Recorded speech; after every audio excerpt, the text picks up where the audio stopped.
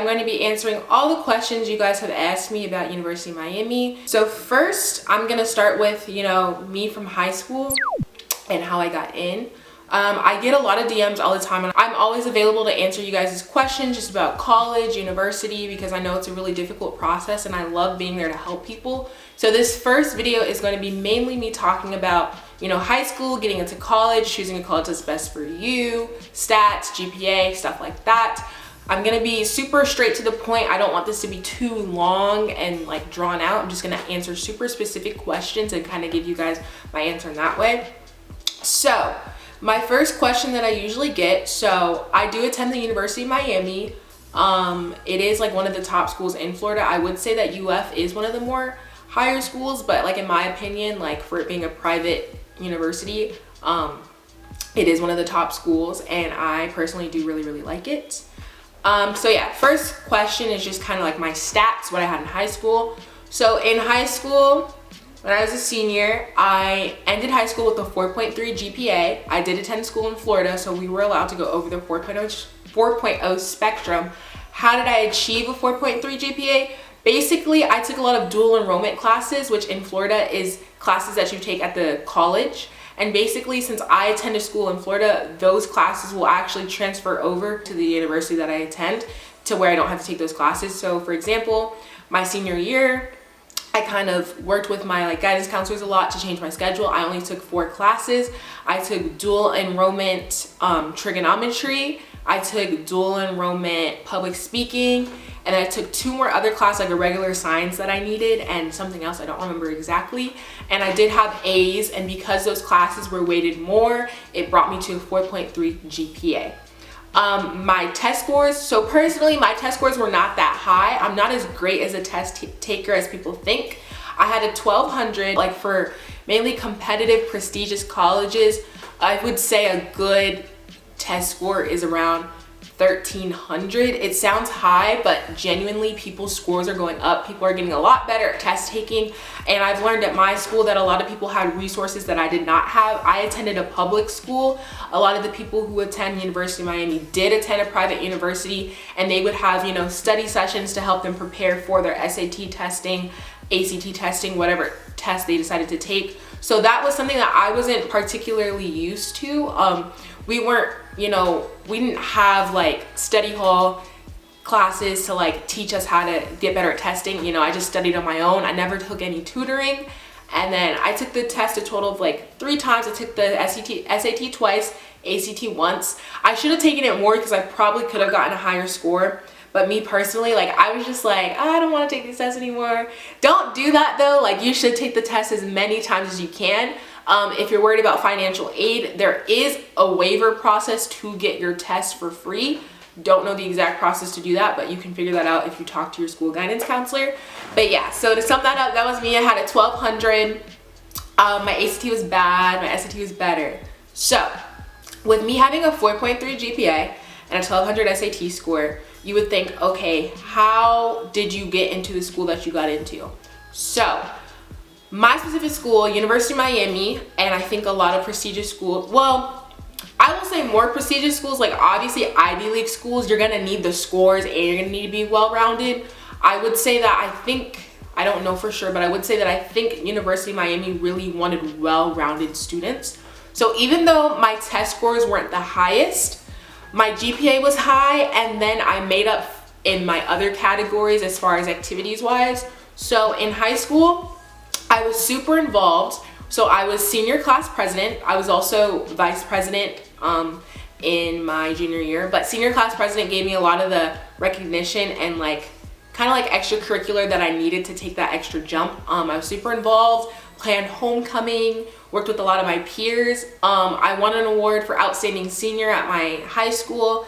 I was founder and vice president of the photography club. I was also a part of student council, key club. I did track. I did field, I threw discus. I also did basketball. I was a flag football coach. Basically, the list just kept adding. I was part of outside organizations that helped the community, did a lot of volunteer services, so that really helped. I also won a volunteering award at my school because I had one of the most volunteer hours at my school. I definitely had like over 400 hours because I was doing something every year starting my 8th grade summer. You know, I worked at the zoo, I was a counselor, worked at YMCA, did a lot of feeding Tampa Bay, Metropolitan Ministries. Like that's just a list of things I did, but there was a lot more. I loved helping people. So yeah, I was just really involved with the school, had a really good relationship with my teachers, my peers.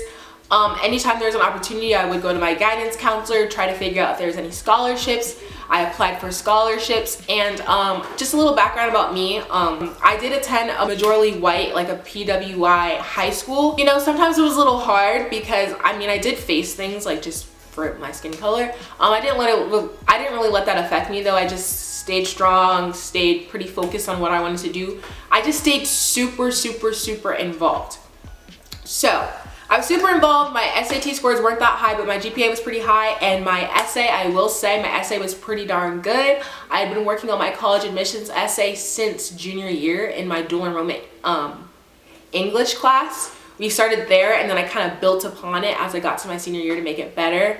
And basically my essay was just about like me growing up, how I did, and how I kind of like overcame a lot of obstacles that I faced in my high school career, and how I just, you know, made kind of the best of it. Advice for your college admissions essay, they really like when you kind of talk about how you overcame certain things. Like, it doesn't even have to be like super general, like just something that you kind of can contribute, because schools ultimately like to see how you're going to contribute to their campus. You don't have to have a big list of things that you've done, but how are you going to contribute to their campus? How are you going to make an impact? Like, why should they choose you, you know? So I would like to say, a lot of people ask me like, okay, what if my GPA is not high? If your GPA is not high, try your best to get your test scores high and try your best to get involved in school. So you really just want to be well-rounded.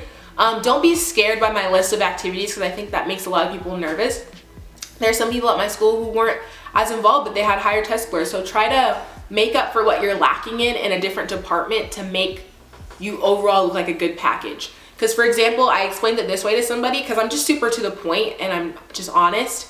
If there's somebody next to you who has, say they get a perfect score in the SAT and they have a really low GPA, and you have a low GPA and a low SAT score, why should they choose you over them? Think of it in that way. If you were, you know, applying for a job or choosing somebody, you want to be just as competitive as the person next to you. So my biggest point of advice is to, you know, if you're lacking in that, you know, you're not a good test taker, try to be as involved as you can and make your essay good so you can show that you're a good candidate for that school. So it's kind of like selling yourself. What can you bring to the table? I don't know another way to like reiterate that, because I think it's just super important to show like what you can bring to the table and how well-rounded of a person that you are. If your list isn't that long, think about little things that you've done, like any little award, scholarship, put that on your application because it makes you a stronger candidate. Don't leave out important facts that could help you, you know? So as far as admissions, that's a little bit about my stats, my GPA, kind of how I got in.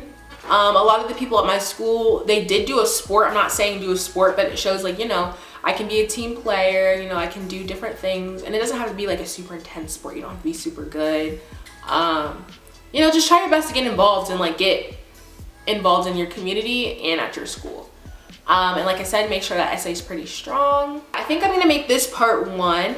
I really hope this helps because I get a lot of questions about this, and this isn't just for University of Miami, this is just schools as a whole. You know, I have friends that go all around the country to different really good universities.